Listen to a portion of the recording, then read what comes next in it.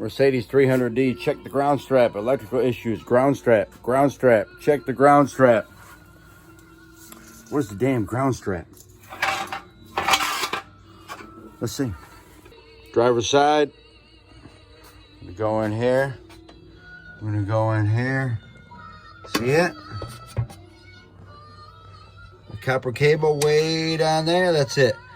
Transmission bell housing to the chassis. Let's take a look underneath. Driver's side. Going under. Going under.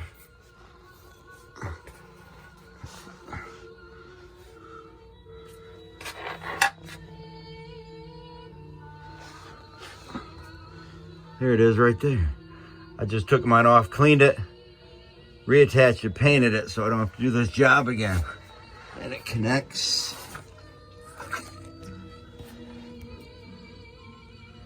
Right there. Thanks for watching. I hope it helps. Let me know what you want to see next. Later. Wait. One more ground we got to check. Battery. Ground. Cleaned and coated with silicone grease. Ground.